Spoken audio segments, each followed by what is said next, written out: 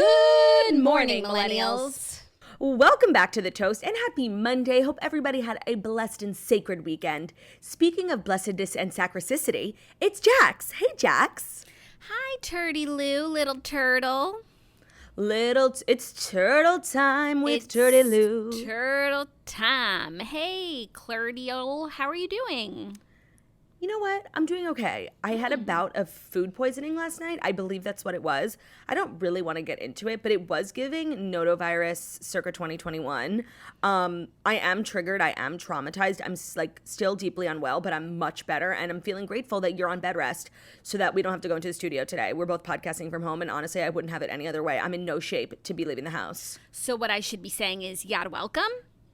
Pretty much that's what you should be saying. What can I say except yad welcome? It's so great to be back on the mic, on the ones and the twos with Jax, you know? Yeah, it is. I missed you. We podcasted on Thursday, but then Friday your big episode with Jax dropped. That's why it feels like it's been so long. Turdy Lou making waves, making headlines. All right, everyone, what did you think about the Jax episode? I thought it was quite redeeming. You know Jax, like he talks a lot. And, you know, we kind of have that in common. You know, we like to cut each other off. And you do. And I was really kind of, you know, mindful to be measured and speak when spoken to because it wasn't about me. And I think I did a good job of, like, not speaking over him while he was speaking over me, you know? Yeah, no, it was good, but you're also just like friends, so it doesn't have to be like 60 minutes. It could be more of a conversation, and also that's what a podcast is. And I was really excited because you were just podcasting. Because the AV queen in me was so excited that we got to use our new third camera. I don't know if you guys noticed on YouTube. We had not one, not two, but 3 angles. And it was really exciting to be able to test that out with Jax. And I think it turned out swimmingly. But you didn't use your new AI. No. And I don't want people knowing that I'm using AI. Don't share that with them. Okay, sorry. Turdy doesn't use AI. No. I definitely don't use AI software to edit. Someone a while ago made some TikTok videos of my voice using AI. You had sent them to me. They were so funny. And I rewatched them recently because I was just like telling Zach, because we were talking about AI and he was like, don't you worry that the toast could be replaced by AI. I was like, no, I've seen a script and it's really terrible, so that's fine. Yeah. But I actually there were these videos that recreated my voice and like said stuff that I would say. And now I can't get it out of my head. Like, okay, but it did not sound like you. It did a little bit upon rewatching. And then also, like, I guess the person who made the TikTok wrote the script and they know how I speak because it was like, no, that's Turdy's book. I can't sign that. Come on, Brew. Mommy needs a drink. Like, yeah, that's me. Yeah, but that's not AI because there was a human being behind it. That's true. You can't take the humanity out of me. You can't take the humanity out of the toast. And that's why I sleep well knowing AI is not coming for my job. I do sleep well, like, on that front. You know, but I also was warm and I need to get a pregnancy pillow and I'm not sleeping like that well. I didn't sleep that well either because of the food poisoning, but just know the food poisoning was keeping me up and not the future of AI. Yeah, no, just know it was like whether or not to buy a pregnancy pillow, and if so, which one would I buy was keeping me up. I just feel like the one on Amazon, like the one that comes up suggested is good enough, That's what I bought last time. Too big and not helpful enough for how much space it takes up. Then I got a different one that's by like Boppy. It's just like 2 balls that it's actually much better, but I feel like I could do even better this time. All right, put it out there. See what the toasters recommend. Yeah, I got like a Facebook ad for one yesterday that looked really scrumptious. Facebook ads are so effective. It's disgusting. Yeah, they really are. We share a Facebook, so I get like a lot of kids stuff, which does all Taylor Swift videos all the time. Oh, really? All Taylor, like I know everything about her and everything that goes on at her concerts. That's so funny that like you're getting my targeted information and I'm getting your targeted information. I know. Why can't they figure it out? Like based on device. It's not that hard. Mark. Do better, Mark. They're so smart, but they just miss the mark. Oh. Yes, they did. So we've got a great show. We've got stories. We have so much TV to recap because Jackie's been on her bed rest grind with her new television from Costco that we bought on Instacart. And she's putting in the work. She's retroactively recapping everything. Yeah, so I'm all caught up on Real Housewives of New Jersey from last week. This weekend, I got all caught up on Summer House. I watched the whole season and the whole reunion. It was only 2 parts. And I am just shocked by the way that I feel and how it's so out of step with the narrative of the show. Yeah. And out of step with Andy. Did you watch both reunions? Yes. Andy, like, took a side and took a stand. Yeah. And I just, like, I can't believe how opposite I feel. But I'll save it for the TV recap. But that was just really shocking to me. And the TV recap, I also watched the 4th and final season of Never Have I Ever, which, like, is just like a show for teenagers that I'm obsessed with. Ben is even more in love with it than I am, so I'm going to save that for the TV recap too. But highly recommend. It's a great bed rest show. It's like short episodes. It's funny. It's light. It's cute. It really gives a deep respect and admiration for Indian culture as well. Thanks for the recommendation. I'll add it to the list, though I'm going through my list really slowly because I don't have, like, that much time to watch TV. And then at night I watch with Zach. So we have, like, our together show when we're watching Love and Death, and we watched the 3rd episode, and he fell asleep for the whole thing. So now we're kind of at a crossroads. We're at a crossroads. Like, do you move on without him, or now you have to rewatch the 3rd episode? Do we rewatch it together? Do I just fill him in and we can forge ahead? Or do we go our separate ways? The thing is, it's like, it's only a 7-episode series, so there's not, like, a lot of fodder. Like, every episode, like, needs to be watched, and it's good, and he should. I felt like that episode, actually, like, I could just tell you what happened, because it was just, like, getting us to a place where now things are going to pop off. You know, like, the show starts, really, on episode 4, like, the whole thing, but I don't know, context is important. But he, like, doesn't pay that close attention anyway. Like, he always is okay, so just move on. He's always on his phone. Like, he's not like me. Like, if I didn't hear something, I will rewind. Yeah, me too. All right, so maybe just move on. Otherwise, we're going to be stuck on episode 3 forever. And maybe it's important for Zach to learn, you know, the consequences of his actions. You fall asleep, you miss stuff. Yeah. Yeah, at least, like, say you're going to sleep and I'll watch Summer House. Oh, that is so Ben. Like, we're watching something and I could feel his presence, like, shutting down. I'm like, are you going to sleep? Like, just tell me. I'll turn the TV off. We can go to bed together. Like, he's like, no, I'm just resting my eyes. Like, always resting his eyes. And I'm like, no, you're not. And it's one of my biggest pet peeves. Like, I hate being awake by myself. So if Ben's going to sleep, like, I will go to sleep. Go to sleep. Go to sleep. Yeah. It's like one of my biggest pet peeves. That's so annoying. Well, speaking of going to sleep, it's, like, been taking me a while to fall asleep these days because I'm just so uncomfortable. So I started a new book last night.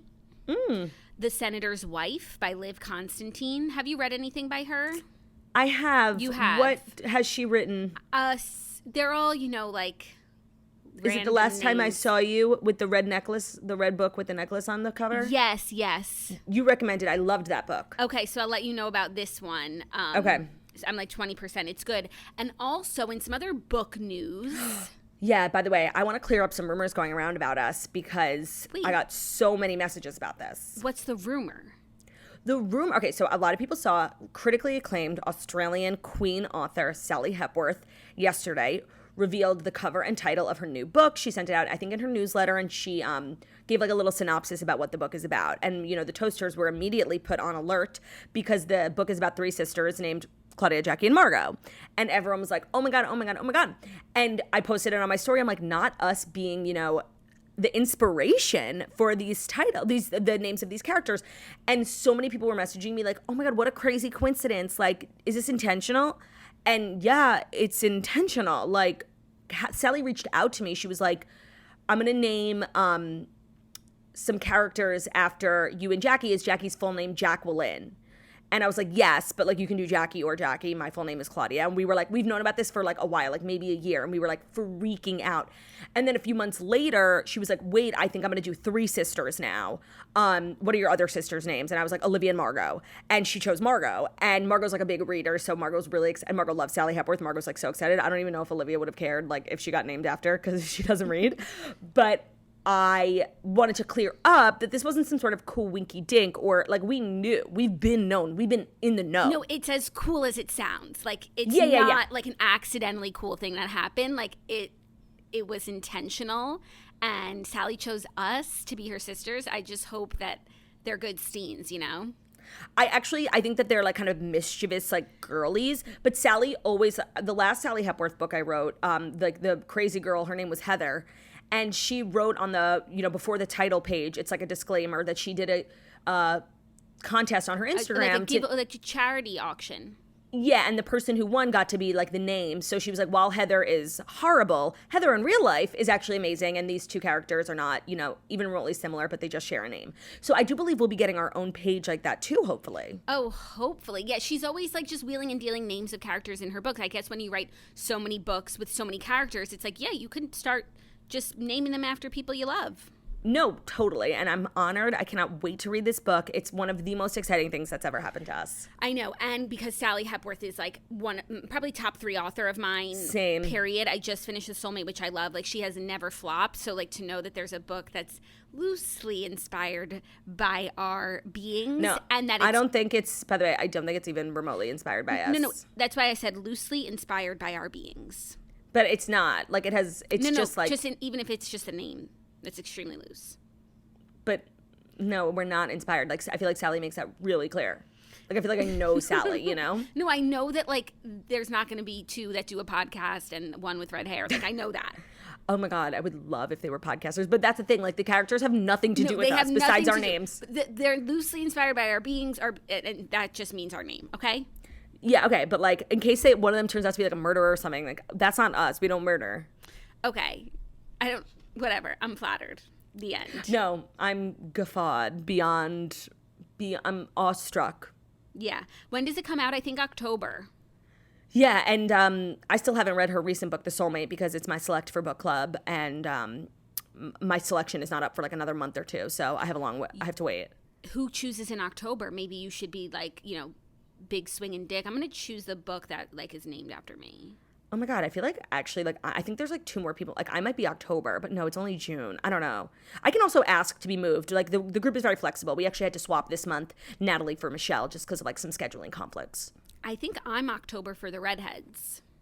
I think you should choose it.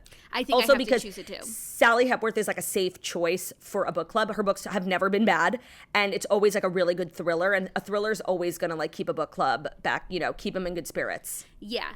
And I think by then we'll be ready for another thriller, like, because we're all trying to do something different with, like, these most recent choices because we were reading, like, the same book over and over again. But by then, like, I'll be back to thriller. Well, you know what it is? It's thrilling. It is thrilling. It's a thrill. 'Tis a thrill. Are you reading anything?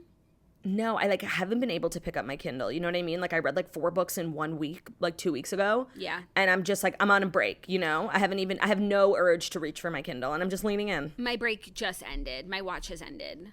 And you know what? I'll have to pick up my Kindle for my book club anyway, so I'll probably then get back into it. That's what's so great about a book club. Like, you can't ever break for that long.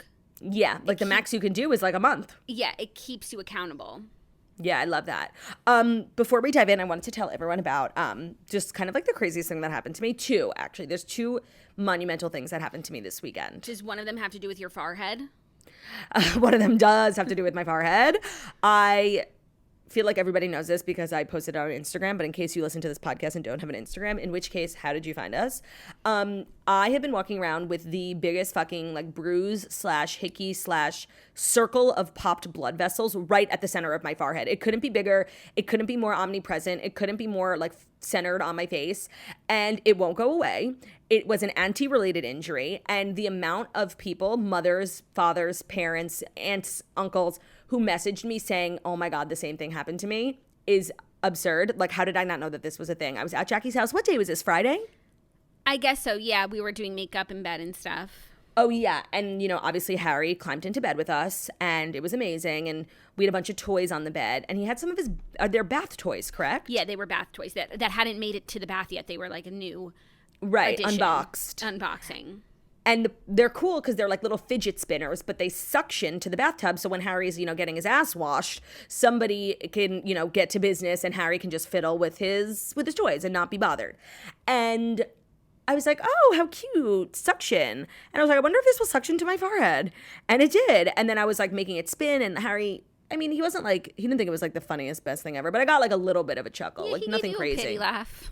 Yeah. At least it wasn't. At least I didn't get nothing. Imagine if I had this big thing on my forehead and he didn't even laugh. No, he smiled. He was appreciative, but it wasn't like his favorite thing that Auntie Koya has ever done.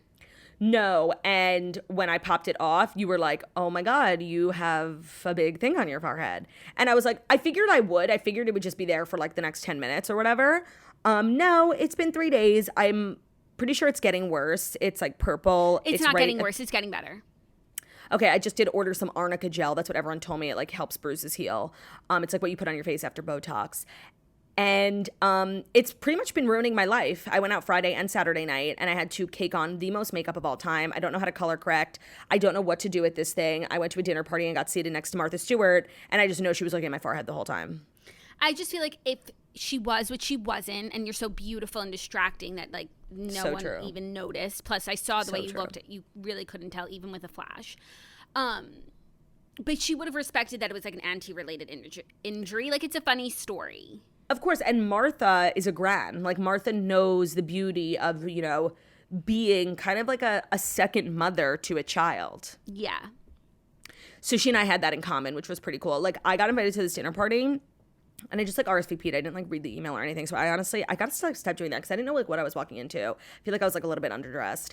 And I go to my seat and I'm like literally sitting next to Martha Stewart, and I was so excited, and I really I did my best to like be cool and funny. And when she found out I was a comic, she was like, I was asking her a million questions like about Sports Illustrated, and she was so proud of Sports Illustrated. And I told her like what a major moment it was for the culture and how like we're so undeserving of Martha's greatness, you know? And then we were like chatting, and I was asking her a lot of questions about herself, and then she started to ask me, and I was like trying to be so funny and like dazzling, and I think I dazzled. I think she was like I think she was into me. She kept like leaning to me and like asking me questions about people around us, and I made her laugh a few times. And honestly, once I made Martha laugh, like I knew I could go home. If you can make Martha laugh, you can do anything. Yeah, because Martha's like very, very famous. Like, it's actually crazy. I posted a photo of me and Martha, and I was like, Martha, do you like this photo? Do you want me to Facetune it? And she was like, no, I love it. I'm like, okay, great. I didn't want to be disrespectful in any way. The amount of like, that was probably the most responses I've gotten to a message like about posting ever with any celebrity. Like, Martha's so famous. It's kind of crazy. No, and it's like she's famous for her taste and her acumen. Like, it's a different sort of fame, but it's also even like more intimidating to sit next to her. It's not like she's like, you know, an amazing actress and she's in these movies and then that's separate from who she is. Like, she's famous for who she is in her soul. No, but I would argue, like, depending on how old you are, like, your connection to Martha, she's so multi-generationally famous. And, like, I'm sure different people are obsessed with her for different reasons. I'm sure, like, a younger crew is obsessed with, like, her Snoop Dogg thing. But, like, an older woman is more into, like, her pies, you know? Yeah. She's so famous. It was so crazy. She's so famous. But I guess you're also famous for your soul, Turdy. So maybe you guys had that in common. For my soul? Yeah, like for who you are. I guess. You know, for like your personality I don't want to be and your being. Honestly, I don't want to be compared to Martha. Like, are you trying to destroy me? Like, I'll become a monster. I don't know. Turdy Lou and Martha Stew, iconic duo. Iconic do, except like something, probably one of the worst things that could ever happen to a human being happened to me at this dinner party. Oh, goodness. Oh, do I already know what it is? Yeah. Okay, good. I was like, what else?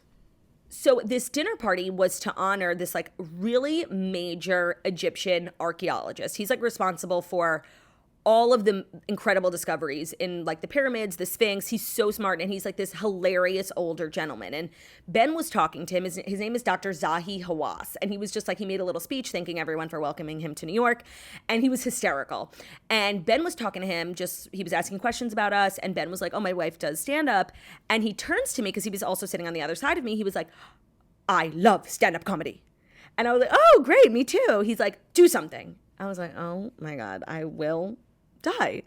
And everyone at the table was like, yeah, do it. So I was like, okay, I'll do a little something for the table. And he's like, no, stand up, because there were 4 tables at this dinner party. They start clinking their glasses. They're like, do something for everyone. And I'm like, oh my God, this is my worst nightmare. Literally. But it's one of those situations, if I had said no, like, that's such a losery thing to do. Beyond. That's like when someone's like, oh, did you know this person has an amazing voice? And then they won't sing for you. Like, it's fucking annoying. Yeah. It's not the same, because, like, you can't just, like, do comedy. You know what I mean? No, like, it's so personal. It's so personal. But, like, I was certainly, like, this man, like, the mayor of New York came to this dinner party. Like, this man is so and he wanted to hear me. So I was like, I have to do it. And I just, you know what? I was actually really proud of myself. I was like, oh, sure, of course. Like, I didn't say no. I stood up. I wasn't nervous. I wanted to, like, feel confident. So I just felt confident. I just decided to be confident. Mm-hmm. And I did like a little bit from my special, which is coming out soon. And I haven't been on stage since January, so I was like kind of rusty, and I was just trying to feel like the vibe of the crowd. This was like, intellectual, sort of older crowd, but they loved it. Ben said I did a good job. I definitely wasn't like amazing. I don't think I was gonna, get any offers for, private gigs, but I didn't embarrass myself, and I think I did good. And I saw Dr. Zahi like cackle at this one joke, and that made me feel so good. I did like a few minutes. When it was over, oh my God, I was not okay. Like I was like, I have to leave. Yeah, that's a lot, but I'm proud of you. Thank you. That's really cool. Mm-hmm. No, it was really cool, and I got to meet Martha, and hopefully Martha thought it was funny, so like I'm good. Yeah, I'm sure she did. She's kind of like a comic queen. She is, and I feel like she's so unserious. That's what's so surprising about her. Like her whole vibe is like rich coastal grandmother, like expensive weddings, expensive homes at the beach. But like in her real life, I feel like she's like so low key. She was wearing like sandals. She was so chill. Yeah. Very cool. Yeah, it was like a cool weekend. And then I got to hang out with Harry on Sunday, and he was biggest celeb, biggest archaeologist, always excavating, always discovering new things. Constantly digging. Dig. And he was in, if you are around babies, like they have different moods, and they're always like cute and sweet, but he was in like a really special mood yesterday. It was actually as though he was delivered straight from heaven. Like the way he gave me so many kisses, he was cackling at Auntie, cackle, joke. Oh my God, it was one of the more special times of my life, honestly. It was better than Martha. No offense, Martha. I love you, queen. Oh, that's so beautiful. Yeah, you got him at the right time. At his finest. Yeah. It was amazing. It was a really nice weekend. Got to see my turdy Lou and catch up. Can we give like a bed rest update to everyone? Like, how are you feeling? How are you doing? What's going on? Yeah, I'm feeling as good as possible, just trying to stay busy and just, but I weirdly am really busy. Like I'm not bored. I feel like at the end of my pregnancy with Harry, I was also weirdly like just in bed all the time because I wasn't leaving the house. And I don't feel like that where I'm just like stir crazy. Well, because you're also like a full-time mother. Right, there's so much from going the bed. On. Right, from the bed. Like we're still podcasting. Like I still have other work to do. And so like the day kind of, like my day still has like structure and routine. Good. But I'm just like kind of doing everything from the bed. But no, I feel good. Just, for everyone who like knows the whole story of the cervix, like I'm just trying to keep it tight, keep it closed. You're really pregnant. Like you honestly like have like a round belly. Yeah, it's mad big, and like all the pregnancy, like all your organs are like compressed, and so I'm just like short of breath, and oh no, it's just a lot, but it's all good. Okay, thank God. Fabulous. We love the bed. I was having this conversation at dinner with Taylor Strecker because she, her and Taylor are like always asking about you, making sure you're good.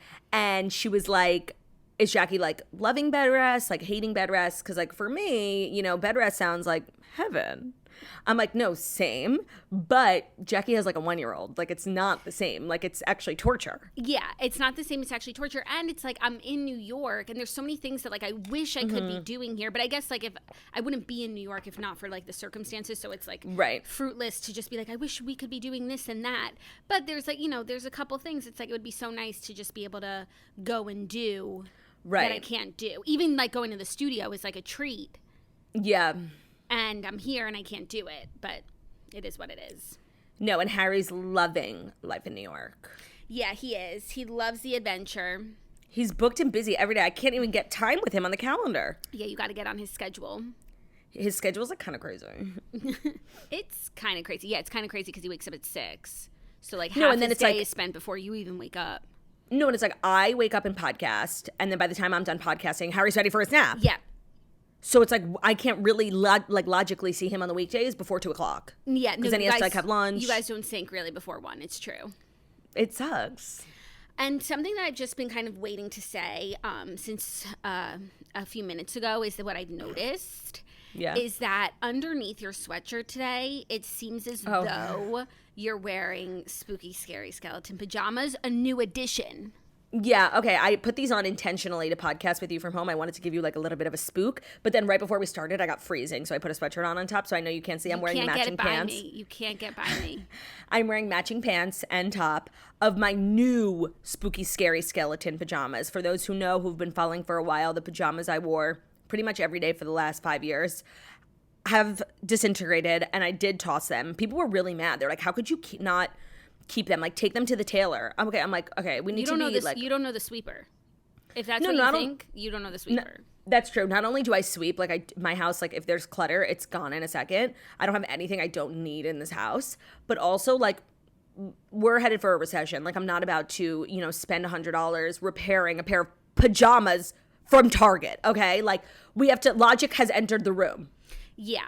And she's the sweeper. That was like when we were talking about sandwiches, people were giving us recommendations. They're like, Turdy, you have to try like cheese, mayo, lettuce, and tomato. I'm like, have you met Turdy?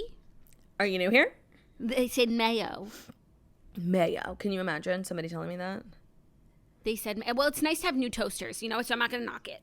I'm not going to knock it. I'm so thankful to everyone. It's a sign of new life. It's a sign of new life. If you guys don't know that Turdy would never touch mayo with a 10-foot pole, yet her husband is made of mayo. Yeah. Then welcome to what? the toast. We should do a Patreon, kind of like those games they play on Watch Robin's Live. Would Turdy eat it? And you just like rattle off things, and I probably wouldn't eat most of them. So the answer is no. Yeah, it would just be like kind of a boring episode. Like, no. Yeah, but there's some weird things that you eat. Like two. True, things. Cottage cheese. Yeah, I guess that's the only one. No, I also weirdly eat... Do you like gefilte fish? Jackie. BFFR. Be fucking for real. Yeah, but sometimes you'll put aside your distaste for things, like when it comes to your culture. Kasha varnishka. Kasha varnishkas. Like, you would never catch me eating lentils, but kasha varnishka, the traditional Eastern European dish, love. Right, so that's why I feel like gefilte fish isn't that crazy. No, it is. I love that's like gefilte fish. Of all like the Jewish foods, that's probably the craziest one. And Claudia, there's like crazy, like intestines, like. Oh yeah, like kreplach. Yeah, even chopped liver. No, even chopped liver. Liver that's chopped. Liver. But I stand by that gefilte is like still one of the crazier ones. Okay, you just got to get a little horseradish on it. It's so good. Absolutely not. That's so never gonna happen. So good. Like I guess, right? We could dive in. I guess. If we must. Yeah. There's some things that we need to discuss that need Turdy and I's take. I guess. I just would so much prefer to keep talking about ourselves. I know. I can't believe I can't believe how like the Fast Five is really in its flop era. No, it is. Jackie and I were having this conversation before we recorded because she spent 40 minutes looking for stories, and when it shouldn't be that hard. And the Fast Five is definitely in its flop era, but I don't feel like it has anything to do with us. It is the summer. Everything, no matter, what industry you work in, I guess unless you work in like pools. But the summer is slow for everyone and everything. Celebrities are like sunblock, Or if you live in like a summer beach town. Yeah, like if you're like in Montauk or something. Or but like Cousins. But like besides that. Do you like my reference to the kids? Cousins, I did. Thanks. Besides that, like it's notoriously slow for a lot of industries, pop culture being one of them. Celebrities are in Greece, in the south of France. They're not making news. Like they're taking the summer off. So I don't feel bad that the Fast Five is in its flop era, honestly. Yeah, no, and it's like just like anything else, it comes in waves and things go up and down. Like it has nothing to do with the Fast Five as a premise or anything. It's crazy. But maybe that's just because we're like also we in our personal banter are in our what's the opposite of flop era? I don't know. Wait, that's like a really good question. Like peaking? Yeah, I guess. I guess. Because, oh my God, I did something so crazy the other day. And I watched a little bit of an episode of The Toast from April 2018, the first month of The Toast. Which is like, God, how? I know. You think it would be horrible. And like that it's self-harm to do such a thing. Yeah. But honestly, it was really cute and good. No, Jackie, my mole, I was so ugly. That was before my chin surgery, before my mole removal.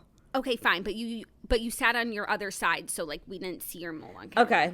Okay. Obviously, like it wasn't perfect, and I'm so glad we got rid of YouTube Live because we were always just looking at our phones, reading the comments. Like Yeah, like waiting for people to respond. So lame. But one, it was really cute, and two, we literally got into the Fast Five after 1 minute of speaking.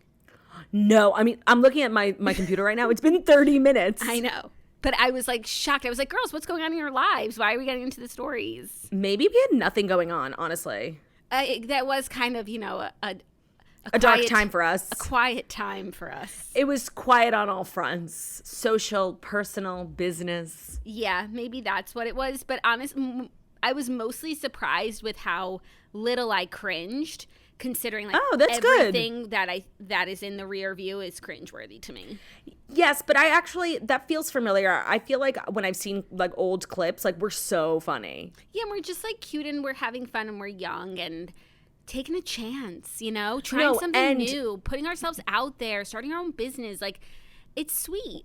When we started the toast, we truly were the definition of two people with nothing to lose. Like, we had nothing. Like, literally, we didn't have a brand deal. Like, we were like renegade outlaws, radioactive. Like, we had nothing to lose. And honestly, there's truly nothing funnier than somebody with nothing to lose. Yeah, but I feel like as much as, we had nothing to lose, so we were willing to, put it all out there, and we weren't, like, embarrassed or anything, but I also feel like we were really scared. Mm-hmm. I wouldn't say we were, like, renegade, just, like, being crazy.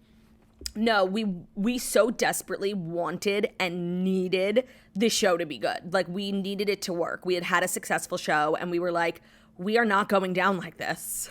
Yeah, and we just, like, wanted people to like us. Like, we were just, like...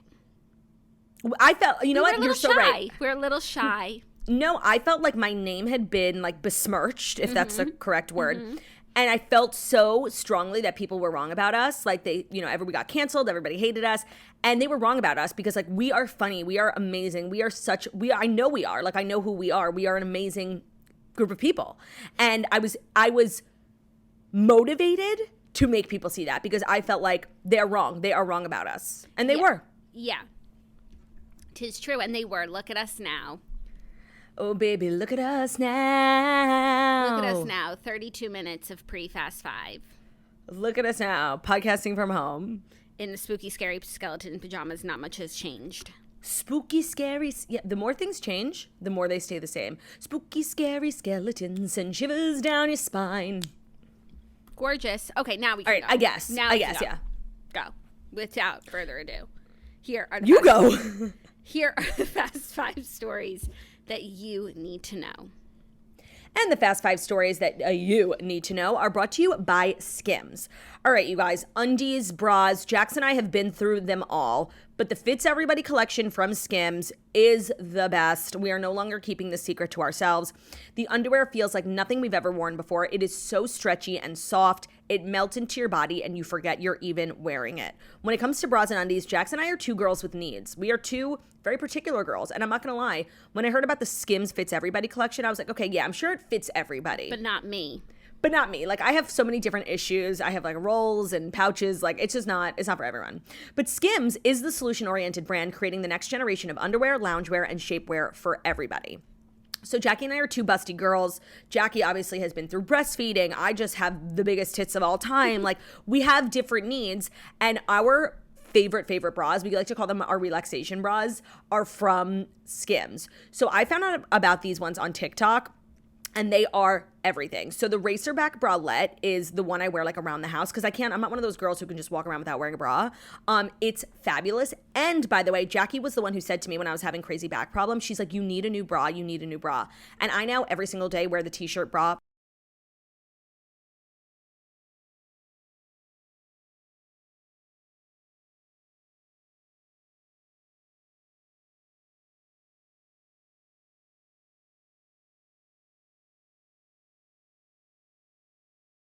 From Skims, and I have to tell you, my back problems are nearly non-existent, and I'm being dead serious. The Fits Everybody collection of underwear are lightweight, form-fitting, and essential. The buttery soft fabric molds to your body and stretches to twice its size. Believe the hype, this collection has over 90,000 five-star reviews for a reason. Skims Fits Everybody collection and more best-selling essentials are available now at skims.com. Plus, get free shipping on orders of over $75, all at skims.com.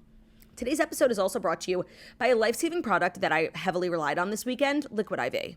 Proper functional hydration is essential, and Liquid IV is the #1 powered hydration brand in America. Their hydration brand multiplier is the one product you're missing in your daily routine. Use it first thing in the morning, before a workout, when you feel a little run down in the afternoon, after a night out with friends, or on long flights. I always have one in my travel bag, and I cannot tell you how many times it has saved my life on a trip, whether I'm dehydrated from drinking or just so much travel and like forgetting to drink water. With just one stick, you can hydrate 2 times faster than water alone, and you're going to get a ton of essential vitamins. Liquid IV comes in 12 delicious, refreshing flavors to keep your hydration routine exciting. The flavors are really good. The vitamins that they have are B3, B5, B6, B12, and vitamin C, and it's just so easy to down it. You're getting hydrated. You're getting a boost of vitamins. It's made with quality ingredients. It's non-GMO, and it's free from gluten, dairy, and soy. They partner with leading organizations to fund and foster innovative solutions that help communities protect both their water and their futures. So to date, Liquid IV has donated over 39 million servings in over 50 countries around the world. So you can feel good about what you're purchasing, knowing you're making a difference. Real people, real flavor, real hydrating. Grab your Liquid IV in bulk nationwide at Costco, or you can get 20% off when you go to liquidiv.com and use code TOAST at checkout. This is just something you want to have in your house all the time. You never know when you're going to need it, and you don't want to like need it and not have it. That's 20% off anything when you shop Better Hydration today using promo code TOAST at liquidiv.com. Thank you, Claudia. You're welcome. Our first story, some new couple news. Milkshake singer Kelis is reportedly dating actor Bill Murray. I'm having a stroke. Shook, confused, I'm feeling scared. Like, I have quite literally no idea what's going on.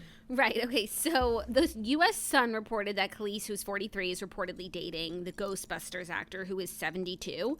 Per the outlet, the two sparked romance rumors after Bill Murray watched the bossy singer perform at a recent show at the Mighty Hoopla Festival in South London last weekend. He was also spotted supporting her at some of her other performances. Sources close to the pair told The Sun that they were also seen together at the same hotel and have been getting close for a while after first meeting in the U.S. Also, she posted some bikini pics from Greece this weekend and seemed to respond to the rumors because someone commented, "Ma'am, would you care to address these Bill Murray allegations? Because damn, what's he doing with all that?" And she said, "LOL, no, babe, I wouldn't bother at all." So I feel like she's saying I wouldn't bother to comment on these rumors. Yeah, right. Not that she wouldn't bother with Bill Murray. Right. But who knows? I mean, but I'm choosing to believe this couple, and I ship. I really do. Okay, here's what's so funny, because when you were like saying their age difference, I was like, oh, that's like really not so bad. Like, she's 42.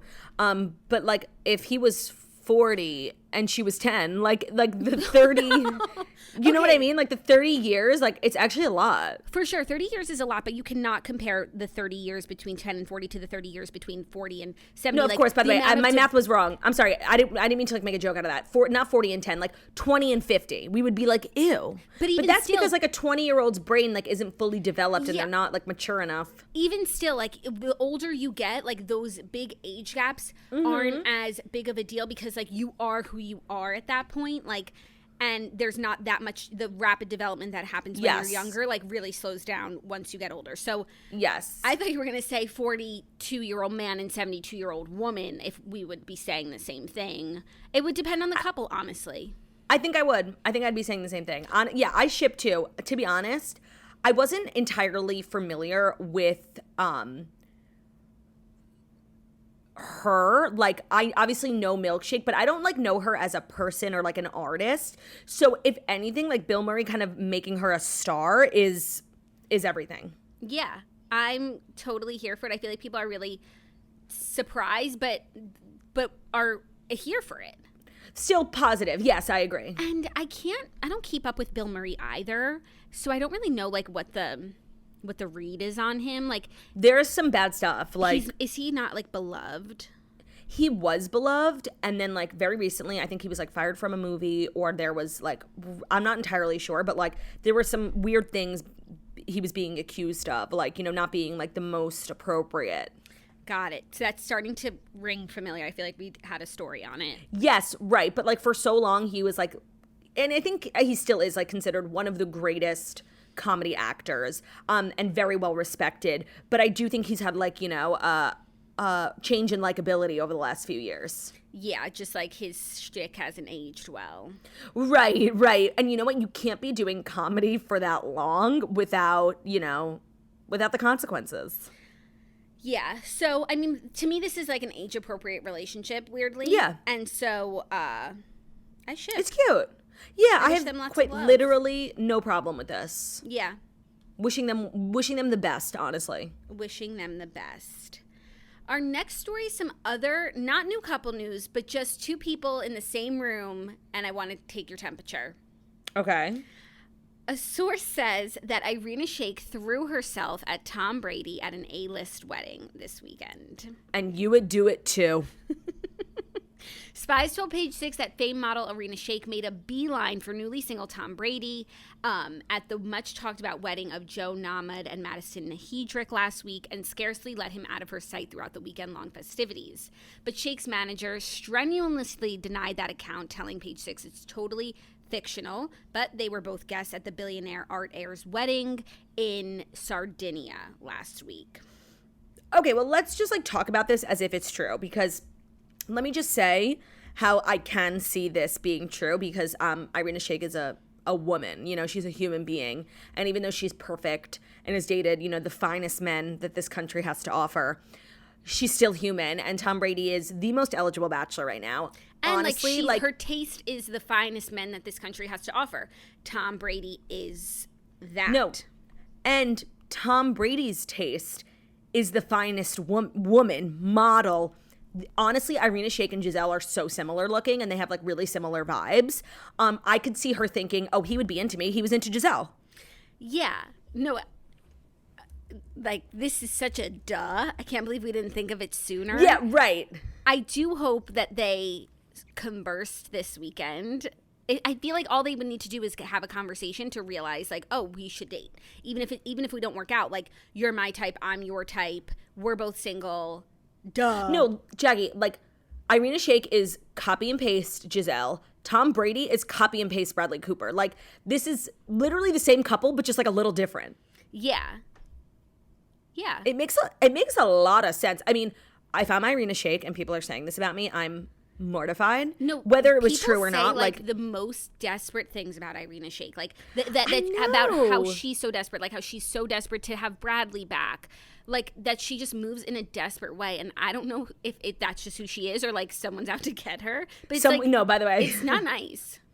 Somebody's totally out to get her, because like the last couple of things we've like spoken about her, it's like she's not like coming off looking amazing, and she's constantly coming off like she's conning Bradley Cooper into getting back together with her. Yes. And that she's like staging photos to make it look like they're together when they're not. And I don't know who's doing this to her, but she has enemies. Yeah, either she has enemies or she's a desperate person. And honestly, if she's a desperate person, like I've truly, like I never thought I would have anything in common with Irina Shayk, and like it really makes me relate to her. Like even the most beautiful women in the world are like desperate for attention and love. And you know what? That's the great equalizer, desperation. Yeah, but I guess like when your type is the greatest men that this country has to offer, like you got to be desperate. Yeah, it's a hard place to be. Like maybe if she could like lower her bar a little bit, like there would be more men, like a bigger pool, and she wouldn't have to act so desperately. I just want to say, like, obviously I'm a married woman and I'm not, you know, like a great beauty. I'm not like one of the most beautiful women. I'm not like one of the most beautiful women in the country. But like if I was, can I tell you, and I really feel like this be true, like I feel like I would not be going after the Tom Bradys and the Bradley Coopers. Like it's too much pressure. I feel like they're so much better in like idea than they are in actuality. I feel like, you know, they're not going to have like the best personalities. And then it's like I have to be perfect my whole life because like men age so well. Like I would honestly like no, and I feel like I say this all the time, like nobody has designed a life better for themselves than Miranda Kerr. So what would you go for?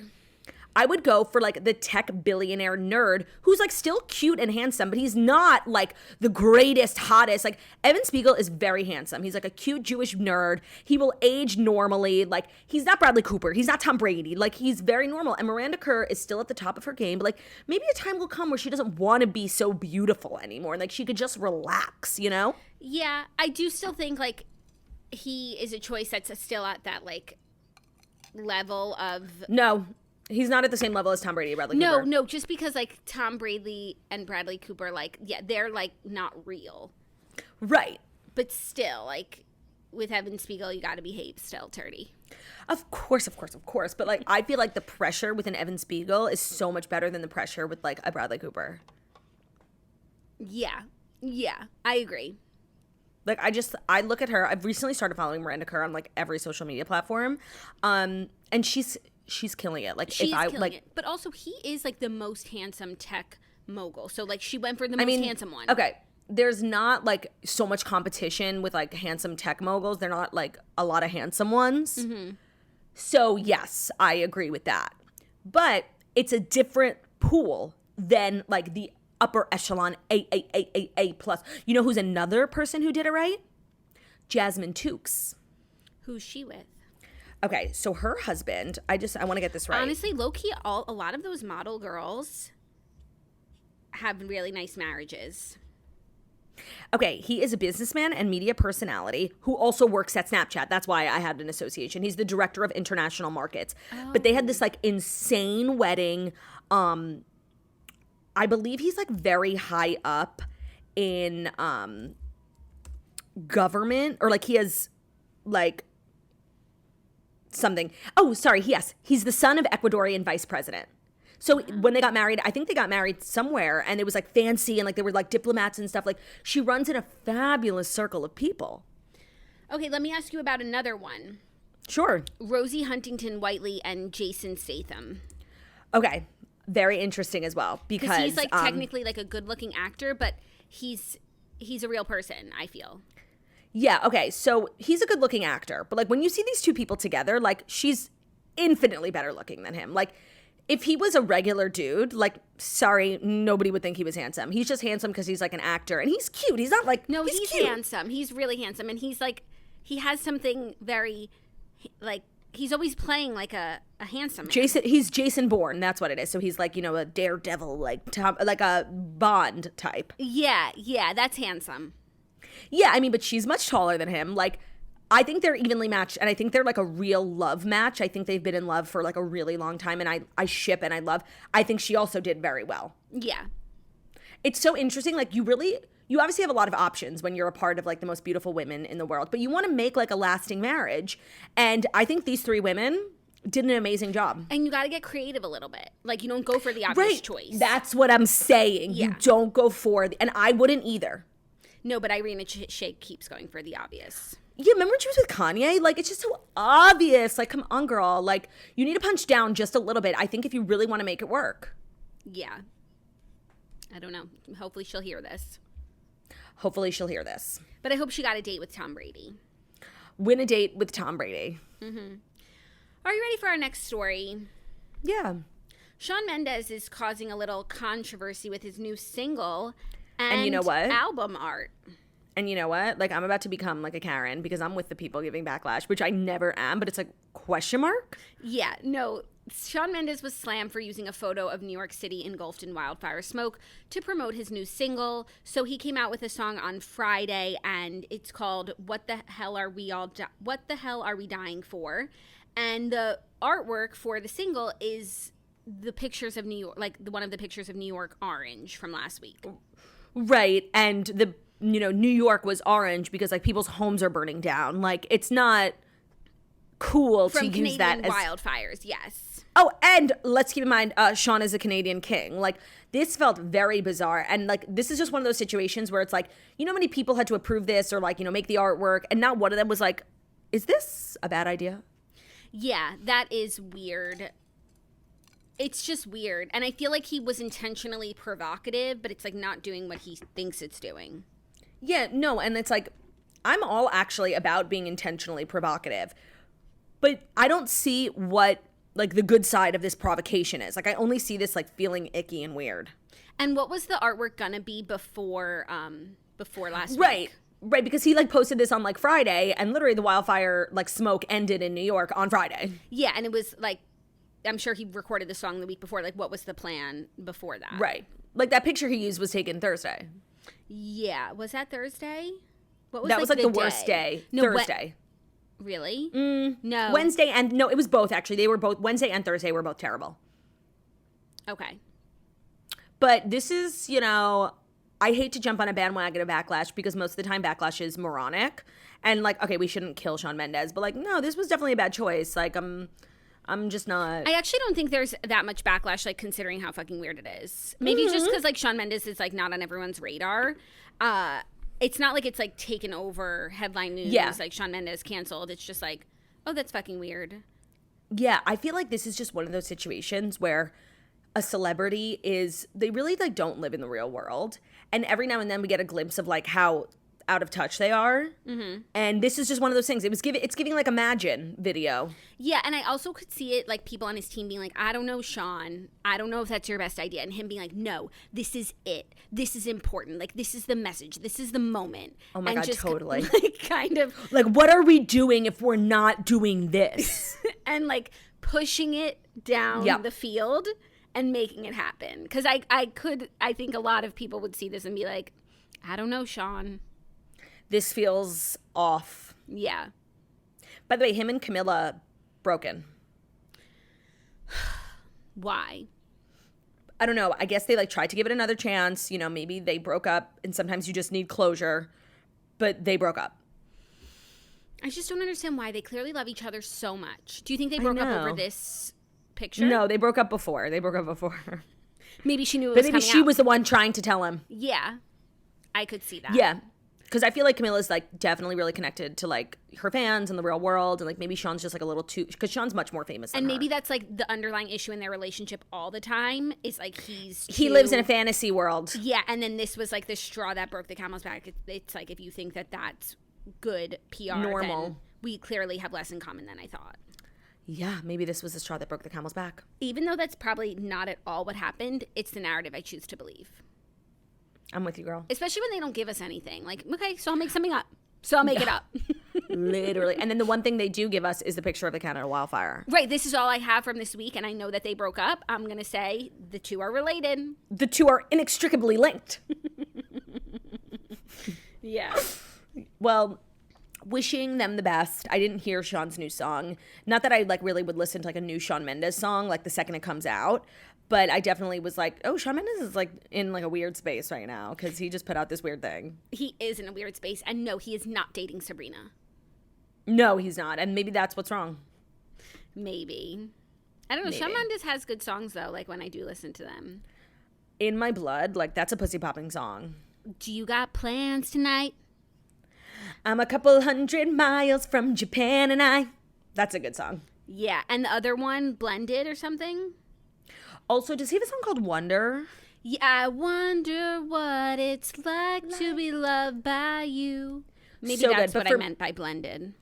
For me.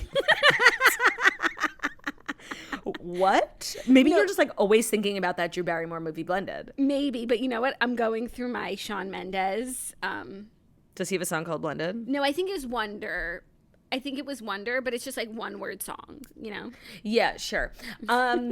Also, I think one of Shawn Mendes' better songs is the first song he ever released after Vine. It's like giving very much like soundtrack to a Disney Channel movie. It's called Something Big.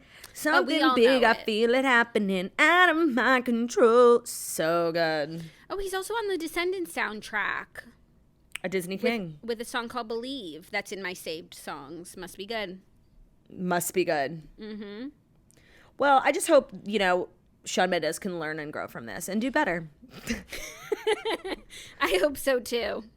The thing is, I don't think that he's going to. Like, I don't think he's apologized or anything. Like, he's taking a stand.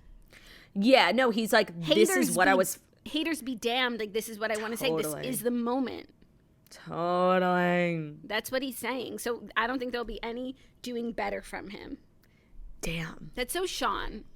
That's so Shawn. Okay, let's get into our next story. Is it the next story that's brought to you by Squarespace, perchance? Yes, it is. Squarespace is everything to sell anything. Squarespace has the tools you need to get your business off the ground, including e-commerce templates, inventory management, a simple checkout process, and secure payments. Whatever you sell, Squarespace has merchandising features to make your products look their best online. So head to squarespace.com/toast for a free trial. And when you're ready to launch, use the offer code TOAST to save 10% off your first purchase of a website or a domain. Whatever you want to create a website for, whether you want to get into blogging, e-commerce, whatever it is, show off your stunning portfolio of photography, videography, Squarespace is the perfect place to start. I feel like creating websites should not be that hard. Like, you don't need a computer science degree to use Squarespace, and your result will look like a website that was made by like a fancy company. So whether you're using it for e-commerce, social media, Squarespace has the best tools. Like, they have traffic overview, so you can see how your visits, unique visitors, page views are trending over time. You can gain insight into the top traffic sources, products, device types, browsers, and operating systems. They also offer content ownership, so you own all the content you put on the Squarespace platform. They offer a one-click data portability. They can help you with email campaigns if you want to grow and engage your audience with the Squarespace email campaigns. You can create powerful email content that matches your website with your existing products, blog posts, and logo. You can also share on social. The Squarespace blogging platform supports a configurable share button, letting your visitors share content on the Facebook, Twitter, Google+, LinkedIn, StumbleUpon, Reddit, Pinterest, and Tumblr pages. So again, if you want to take control, go to squarespace.com/toast for a free trial. And when you're ready to launch, use offer code TOAST to save 10% off your first purchase of a website or a domain. Today's episode is also brought to you by our friends at The Perfect Bar, the original refrigerated protein bar that you know and love. If you haven't heard, Perfect Bar just launched a new line of protein bars called Perfect Bar Layers. So the Layers are a new line of crispy protein bars stacked with 3 delicious layers and packed with whole food nutrition. They're made with a crispy base of peanut butter and cashew butter, and they're layered with dark chocolate or 100% real fruit, and then they're sprinkled with toasted gluten-free oats. They're packed with up to 11 grams of protein. They come in 2 delicious flavors, crispy peanut butter and chocolate, and the crispy peanut butter and berry, which is basically like a healthy peanut butter and jelly. Because they're made with only whole food ingredients, they're a classic blend of 20 organic superfoods, and they contain no artificial preservatives. Perfect Bar Layers are stored in the fridge, so you could say that these bars are stacked and packed. And honestly, the fact that they're kept in the fridge brings me so much peace of mind and makes me question every other bar that's not. Like, how gross is that? If you aren't already convinced, they're also non-GMO project verified, gluten-free, soy-free, kosher, and low GI. The best part is that you can now find them in the refrigerated section at Targets nationwide. Perfect Bar knows that it'll be love at first bite, so they're offering you a chance to try their new refrigerated protein bars for free. Here's how it works. Sign up for email or text and upload a picture of your receipt from your local grocery store, and they'll reimburse you for the cost of 1 bar. It'll go directly into your Venmo or PayPal account. All you have to do is go to perfectsnacks.com/toast to get that free Perfect Bar today. That's perfectsnacks.com/toast to get a free Perfect Bar today. Happy snacking! Thank you, Claudia. You're welcome, Jackie. You actually just made me really want a Perfect Bar, but I'll wait. Yeah, because you eat on this podcast and you get killed. It's so true. Is this the 5th story? It's the 4th. Oh. I'm just thinking of ways that you could eat on a podcast and get away with it. Maybe Wearing AI could figure that out one day. Maybe AI could figure that out one day. Until then, I'll starve.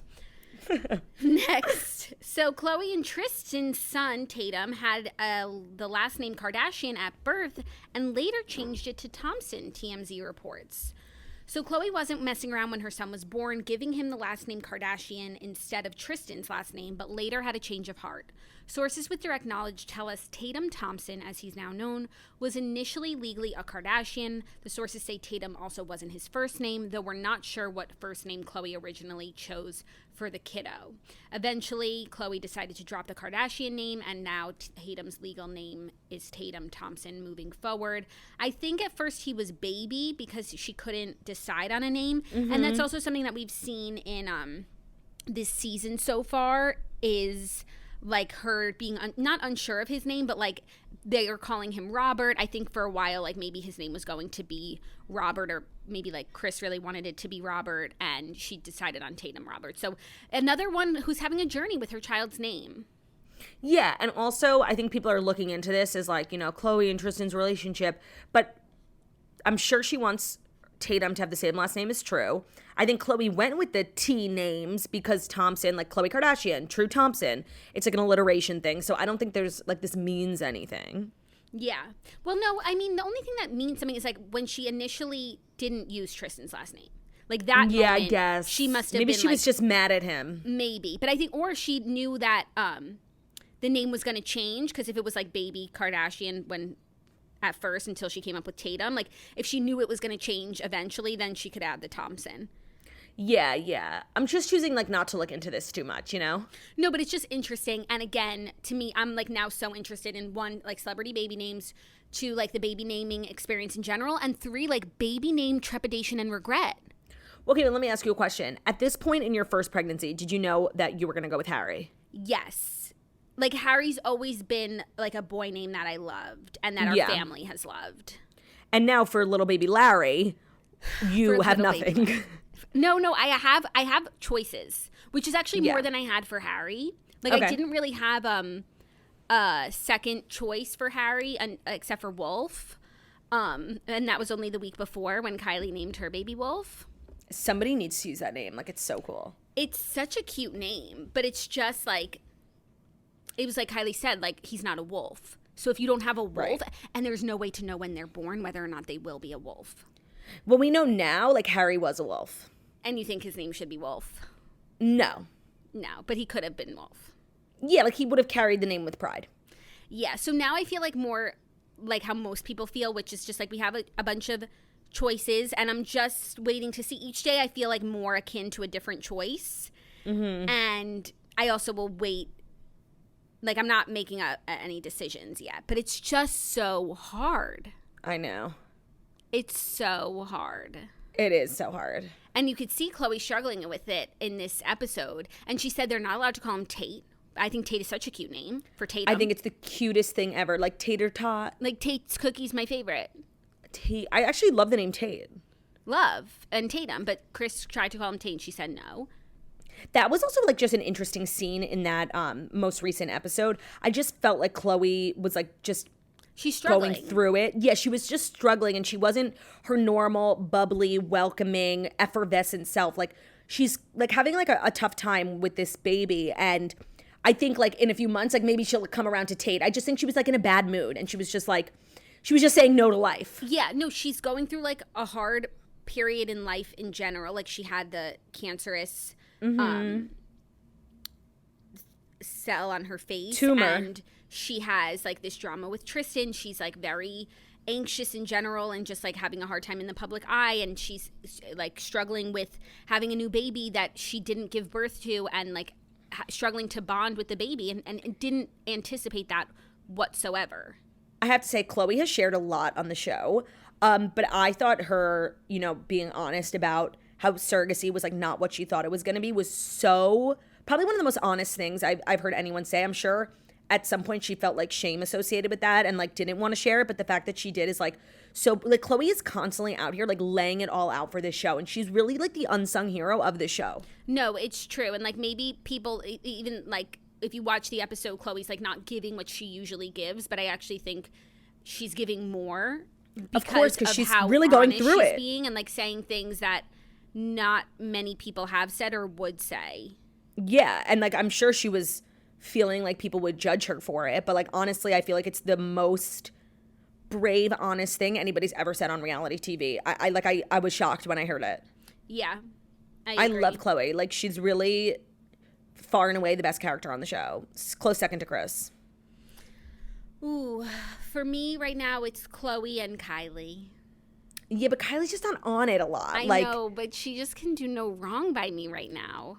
No, and she's just so fabulous. And I feel like she's made it a point for like a really long time to not let people like know who she really is. Like I think only the people around her know. I think she's like kind of quirky and weird. We don't know that. Like she shows us what she wants to show us. She had that privilege because she was the youngest. And by the time it was her time to shine, the show was successful. They didn't need her to like bleed out. And every time we get like a little glimpse into her actual personality, it's so interesting, but we don't get a lot. No, we don't.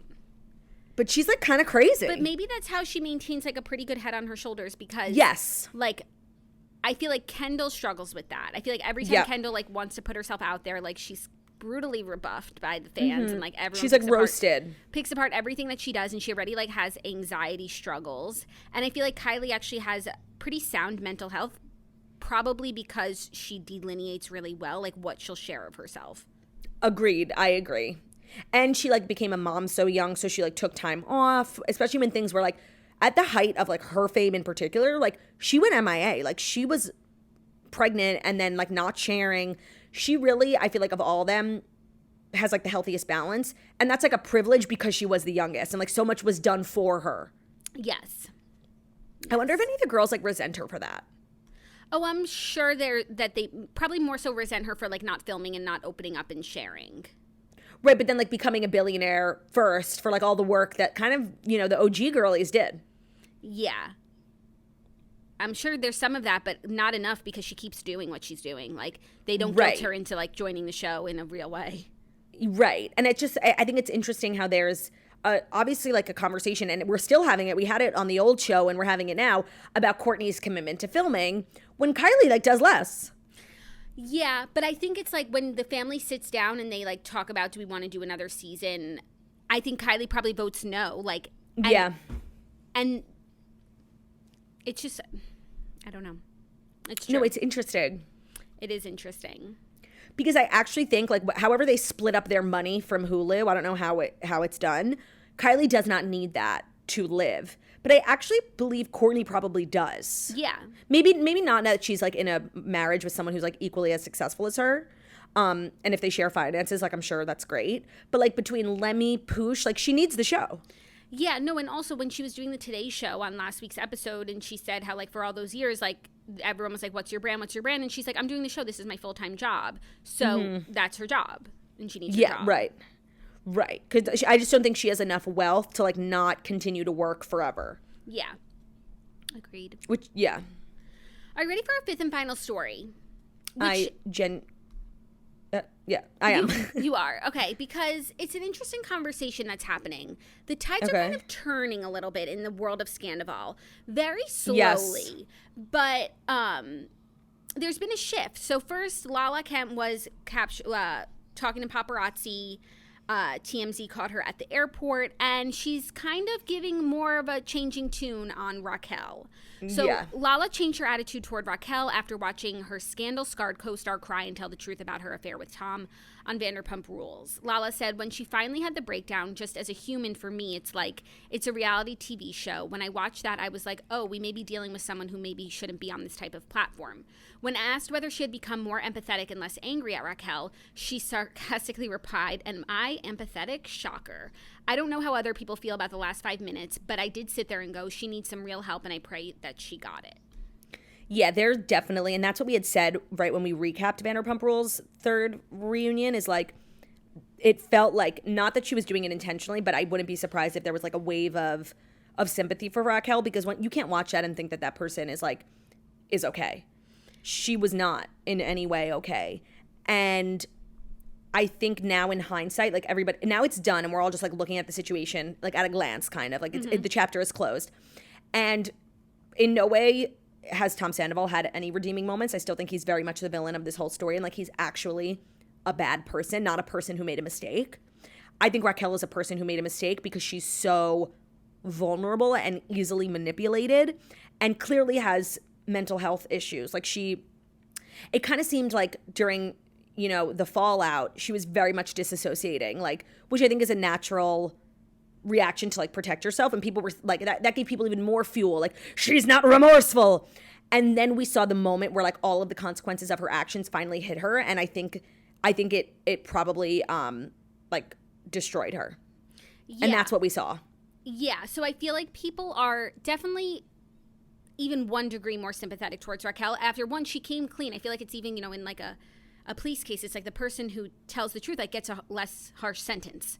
Yeah. And I feel like that's how it is right now. Like, we just appreciate that she's being honest and she's exposing Tom Sandoval like even further. But there's also this small conversation that I'm starting to see people saying of the way that Raquel was treated at the reunion was not something that was acceptable. And even though everyone is hurt and everyone has their feelings, like the way she was spoken to, the things that were said to her are not how you treat fellow human beings. Yes, and you know what? I don't fully disagree with that. I think it's also just that trope of like you either die the hero, you know, Ariana, Lala, Katie, or you live long enough to become the villain. Like now that we've been, you know, rooting and championing them so hard, I think a lot of people are like, okay, well, like telling another human being that they are nothing and they have not a single person in this world that cares about them. Like that's what you say to someone, like, you know, like it's a little extreme. It's a little extreme and it's dark, and to all be like rooting for this, it does feel icky, and I think that it went too far. And also like these people, and I said this to you last week, not on the show, but like the people on Vanderpump Rules, like who are also like giddy and gleeful about like them going down. It's like they don't know how to win with grace and just like rise above and not get on, like now they're all on the same level to me. Right, like, you know? In the trenches. Like, okay, cool. So now you're like just as nasty as the people that you think you're so much better than. Right, and I think this conversation started because people who don't know like the full story or like the layers in the history just saw like a girl being literally told the worst things you can tell a human being. And it's like, you say that to a murderer. You know, you don't say that to a girl who, like, obviously what she did is horrible, but like to a girl who made a mistake. No, and it's not just one mistake. I don't want to like downplay what they did, because what they did was really like, it requires a level of scheming and lying and betrayal, just like an intrinsic insidiousness to lie to your best friend for months, and like it's messed up on every single level. Just, she's still a person, and for all of us to endorse like this pile-on, it just like it's a little icky. And I didn't like notice it until people started to say, and I'm like, yeah, there was something that just felt too far. And like, you're the good guys, you're supposed to be the good guys, like you just don't, you'd be better off just like writing her off and ignoring her than like getting down to their level. I am so curious, like, what the future holds for Raquel. Does she continue to film? Does she, you know, kind of leave public life forever? I know her family is, like, really worried about her and, like, doesn't want her back on the show whatsoever. And I think she comes from, like a money. Like, I don't think she needs, you know, this job. No, I'm sure the job it's a big job and it's a big paycheck, and even if her parents like might support her, they can't support her for the rest of her life. Like she could probably like go temporarily run home and like live at home for a little bit, but like that's not a career. But I think if she's serious about her mental health, like she cannot come back to the show. Yeah. No, But if it's just a play to get back onto the next season and like, you know, to rehabilitate her image, then I don't think it is, Jackie. That was like not, like, she's not an actress. No, I don't think that it is either, and I don't think that it should be. And if she is in that sort of place that's as serious as like we think it is, then I imagine that they would be telling her like, you need to make different choices. Yeah. I don't know how that explains like the postcards and the letters being sent to Tom's house from her facility. Like they're still, and you know, that TMZ photo we spoke about last week where he was like on the phone with her, because she did turn on him. Yeah. So what does it mean? I don't know. We'll have to wait and see. As much as she needs to exit reality TV, like I also think she needs to, whenever she's done with treatment and when she's in a good place, like maybe just sit down and like talk about everything like with more distance. Yeah. Because whatever she wants to do like next with her life, like it's still her name that has been completely tarnished, and like she's already given this much of herself to public life. Like what's one more interview where she can just speak? It will be interesting to hear what she has to say. Yeah, she's just kind of the most interesting person in this scandal who has yet to speak. Yeah. Even at the reunion, she said a whole bunch of nothing. Yeah, no, and she just sat there and she took it. She just took it. Which is, honestly, what else could she have done? Yeah. It's definitely an interesting conversation, and I don't know what the right like answer is, but I think people kind of identifying like a weirdness that they felt for this girl like is fair. Yeah, I think so too, and I think people and like a sadness are then like disappointed in Bravo that they would like air that they wouldn't be able to see that this has gone too far, you know? Yeah.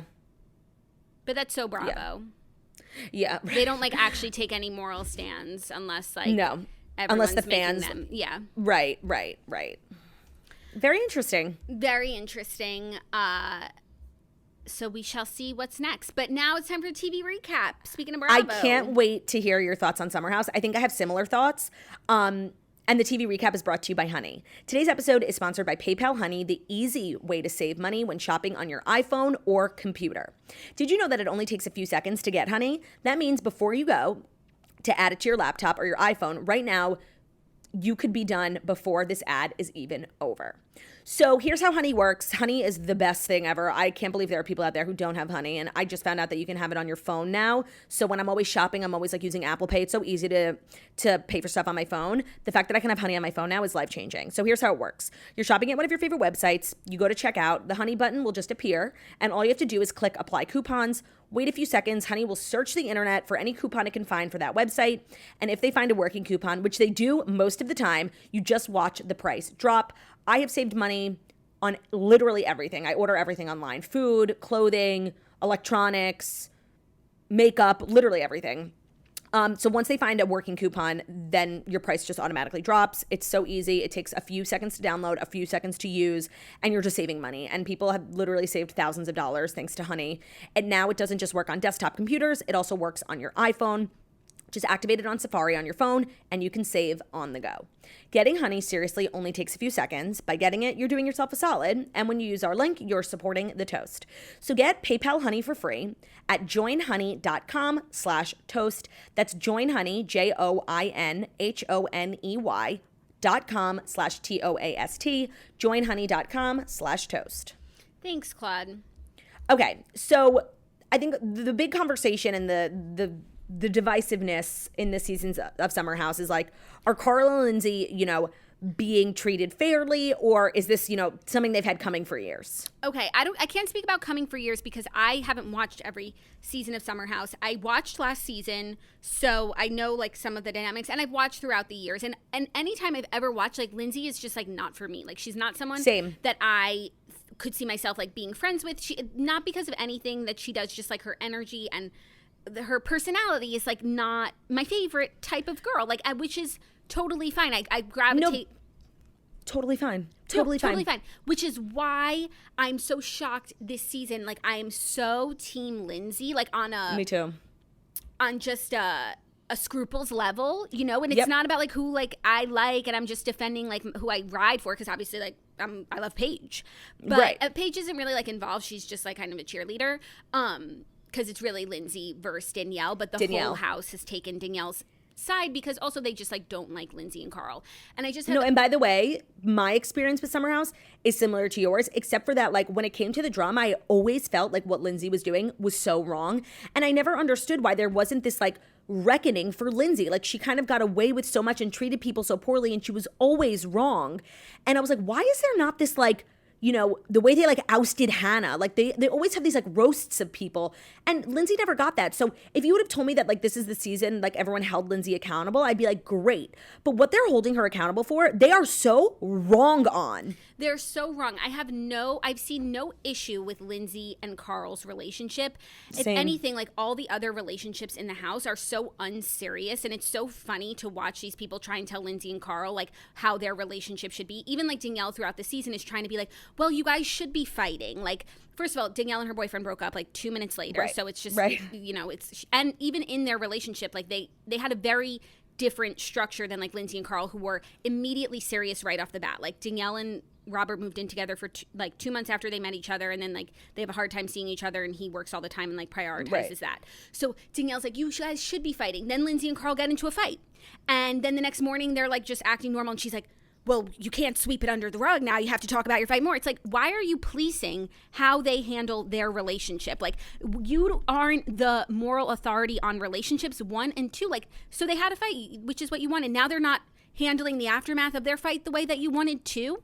That was the interesting thing about the reunion, is like, we're now all involved in Lindsay and Carl's relationship. And so they're obviously like dealing with this thing where like Lindsay likes to drink and party, but you know, obviously Carl struggles. And like, that's something they're actively working on. They said they're in therapy. And that's another thing where it's like when Lindsay wasn't drinking for Carl, they're like, Lindsay's not being herself. It's so weird. Lindsay's not being herself, that she's not drinking for Carl. Like, that's not Lindsay. Then Lindsay starts to drink again. And they're like, how can Lindsay be drinking when Carl's not drinking? It's like, what can they do? Everything they do is wrong. There was such a weird element to the reunion where it's like, they're kind of, you know, talking about and analyzing things that go on in Carl and Lindsay's relationship that like they're fully aware of and they're working through. Like, what relationship is perfect? If anything, like the fact that they had fights and that they're struggling with this like alcohol thing, like that makes it normal, and they're going to therapy, and like I just feel like the relationship is like weirdly so healthy.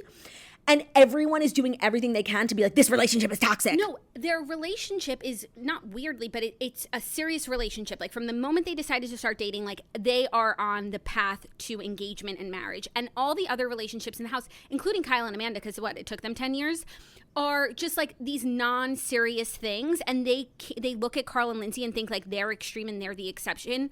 When it's like, no, they've committed to a different sort of relationship than the rest of you have, who are just like, I don't know, fucking around for a few years, don't care. Like, but one, Lindsay and Carl are older than them. Two, not only that, the timeline that we're talking about, like, you have to remember, people, it's so normal. It's so normal. Like, people used to get married after 6 months of knowing each other, and those relationships have lasted 50 years.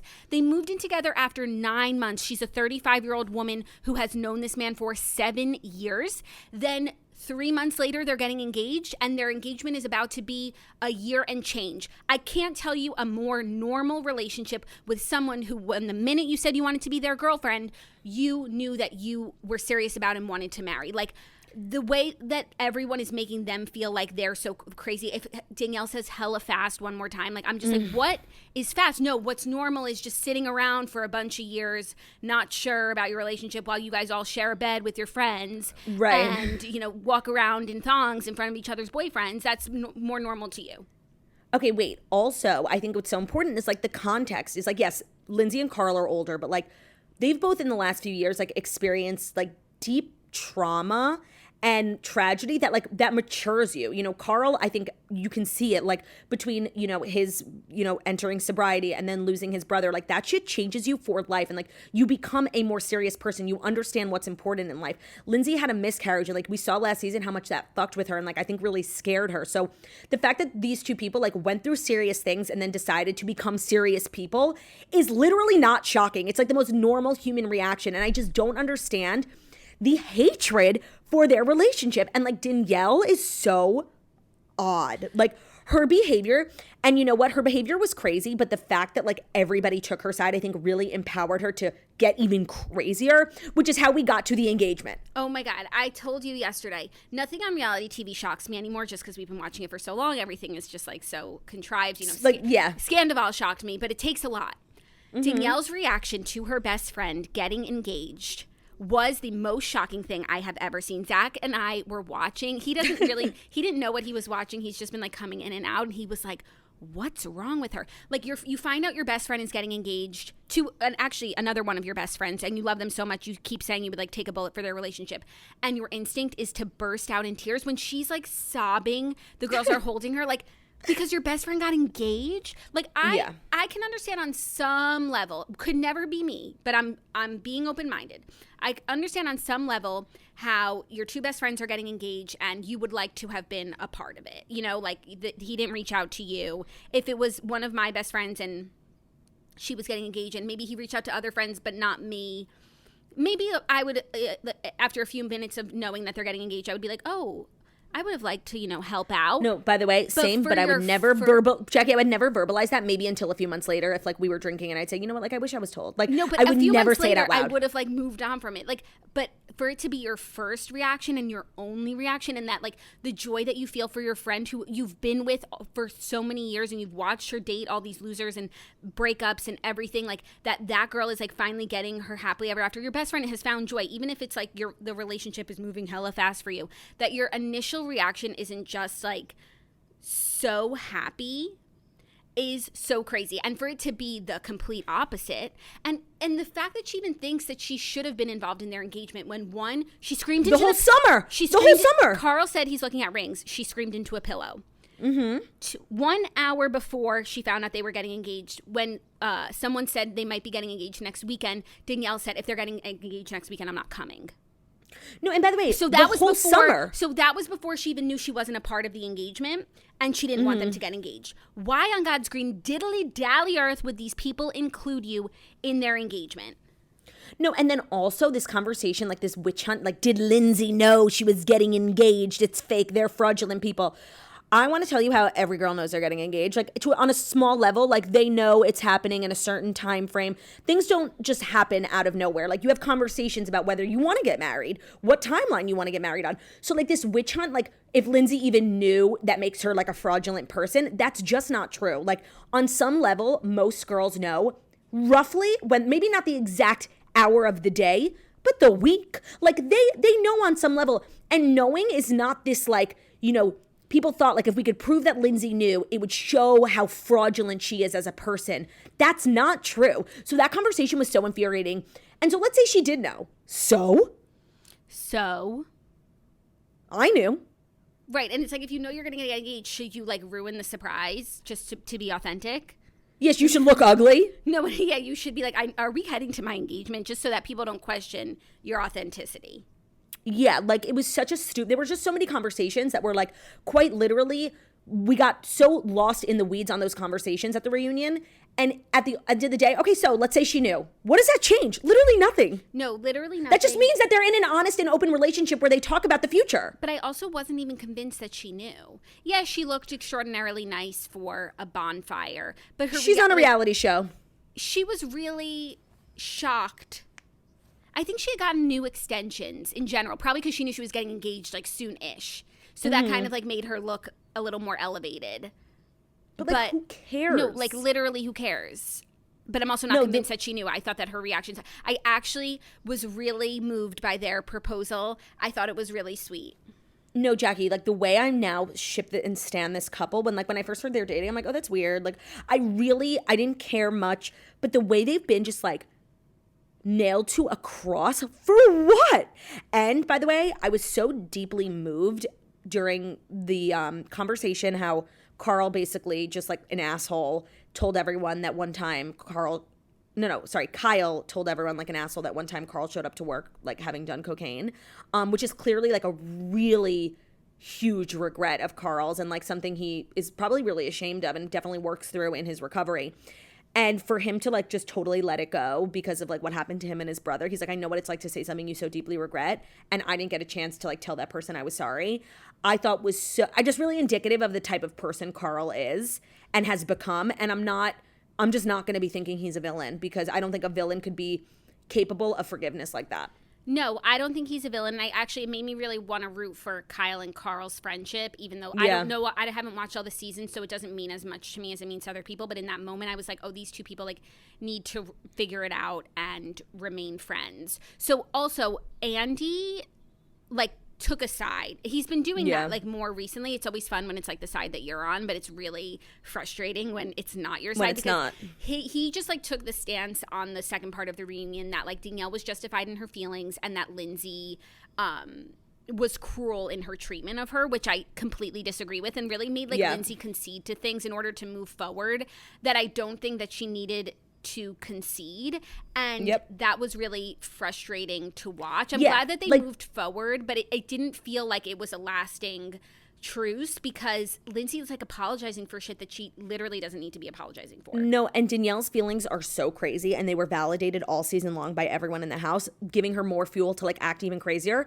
So for Andy to do that too, like, I just didn't agree with. Yeah, she didn't need the backup. If anything, like, Lindsay and Carl did, because it was, like, them against the world. Also, not that there's anything else that anybody talks about on the season, because everyone's obsessed with Lindsay and Carl. But I have a few other thoughts about the show itself, if I may. Please. I love Sam and Gabby. The first few episodes that I watched, like, the first 4 when they aired, and then I didn't watch until this weekend. And I really wasn't feeling either of them. Just their personalities, like, I didn't, like, gravitate towards. But, oh my God, I'm obsessed. Like, I'm obsessed with Sam and Corey. Obsessed with Sam and Corey. Oh my God, like, I need more. They're still together now. So he's obviously going to be on, like, this next season with her. Like, I'm just so obsessed. I think they're so cute. It was really cute. Their first weekend together, when he came to the house, because like I guess Craig was there, and they met and they're in the car like picking up alcohol. Like you're watching two people who are like really connecting, and they're having easy conversation, and she's just, you could like see how he's just like falling in love with her because she's just like this bubbly, really sweet person, and it was and by the way, beautiful to watch. I completely agree. I'm obsessed with them, and I like her Instagram is all like really cute pictures of them. But that thing that Maya said to her like the day she walked into the house was so mean. And I thought she was really mature about it at the reunion. She like explained how like she didn't think Maya was coming from a bad place, but it kind of triggered any time someone has said that to her who was coming from a bad place. I thought it was so fucking mean because I'm like that too. Like I relate to Sam in the way that like we're a lot and we're like loud, and it's not for everyone, but like to be pulled aside like the day you get to a house full of new people, just being told to basically shut the fuck up. It wasn't the first day, but it was early. Still rude. It was so rude. Yeah. I guess, but it's like if everyone's talking about it behind her back, what's the right thing to do? But she didn't say everyone's saying this about you. She said you do, like factually, you talk too much. It's just mean. Like, it's, okay, let's say she does talk too much. Okay, so, like, it's not like she, you know, kills people too much. Like, it's just her personality. Yeah. It was weird to watch. And now there is this weird dynamic, and it's interesting that this season, like, the new girls gravitated towards Lindsay, whereas they usually gravitate towards Paige and the bed crew. And I always thought, like, in past seasons, like, that's such a plus in Paige and Amanda's column. It's like they're always so welcoming.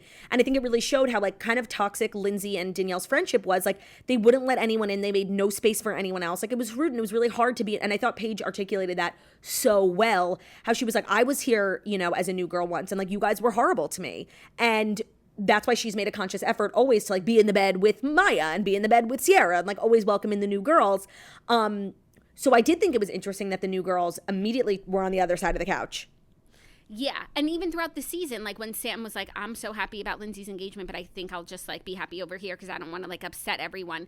It was like no one all season, like Lindsay didn't have beef really with anyone other than Danielle outwardly, but like anytime something negative happened for Lindsay or like there was a fight or a conversation, like everyone was like a little gleeful about it. And it's like, I can understand, like, they're also human beings, and I can also understand maybe Lindsay is, like, an annoying fucking person, and so when other people are, like, seeing that, too, you're like, yeah, she's annoying. But when you're watching it as a viewer, it just, like, comes off really mean when everybody is treating one person that way. Yep. Especially a person who's, like, obviously shown a lot of growth.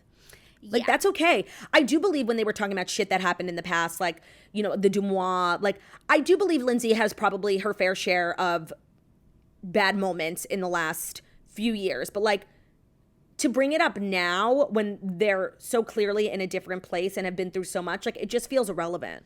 No, and it's like if we're moving forward, then we cannot keep, like, bringing up old stuff if we've, like, said that we're moving on from it. Like, to me, that final conversation between Danielle and Lindsay that Lindsay was so terrible at, like, how is she terrible? First of all, she didn't say anything. Agreed. She literally didn't say anything. That was, like, everyone's problem. Danielle called her a monster. Danielle said the friendship was over. Danielle was, like, losing her mind, and everyone was, like, the way Lindsay treated you in that conversation. I'm like, Lindsay just, like, responded, like, yes or no.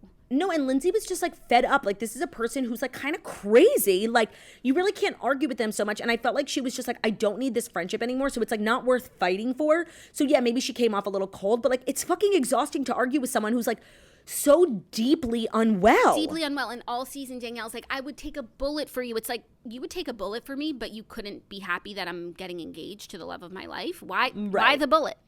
Why the bullet? I don't need a bullet. I just would want you to be genuinely happy for me. Yeah, which is, like, really not asking a lot. Or at least fake it. Fake it. I don't care. Yeah. And also then the girls were trying to say that, like, Lindsay was mad at Danielle for becoming friends with, like, you know, the bed crew. Right. But I don't think it was that. Like, I think it's, like, when you're best friends with someone, and since they all have to be in a house together, yeah, like, she can go and be friends with other people. But, like, if you start talking badly about me to people who do not like me, I cannot be friends with you.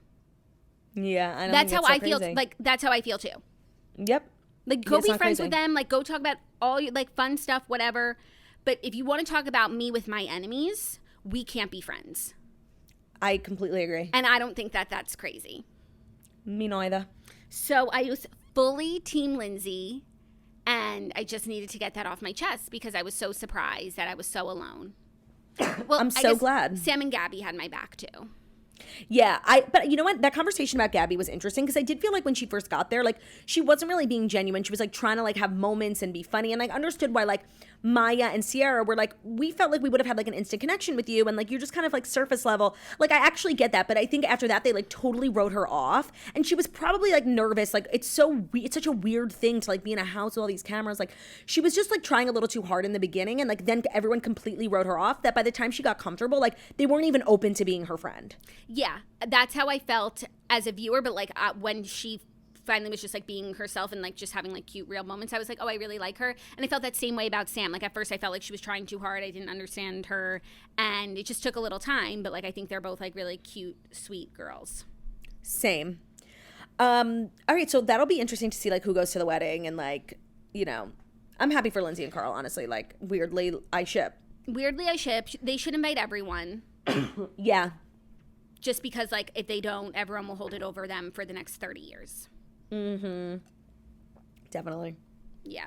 But they said that they would do another summer in the house. So I'm curious who will be in the house again. Well, the thing is, like, they obviously need Corey. They need more guys. Oh, my God. I don't even know that guy's name. Alex? Chris? Sure. Like, they need more guys. It's great that Corey's in a relationship. They need more single guys. And I don't know if there's actually like a lot of girls. I feel like 2 of them need to go. Yeah.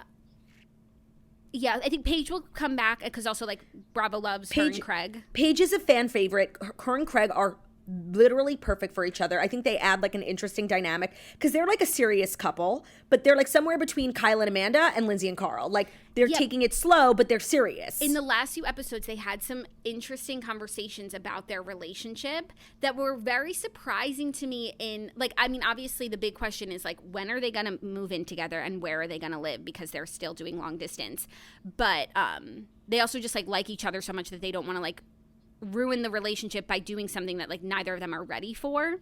And weirdly, long distance like really works for them. They both have like very flexible lives. They spend a lot of time together. Yeah, but they have to take the next step if they want to take the next step, which is like, you know, marriage and kids. But they have to like, they were like, we know we want to get married and have kids and raise them in Charleston, but how do we get to that point? Like, because, you know, next we need to move in together, but like, where do we move in? Paige does not want to move to Charleston right now, and I don't think that she should have to.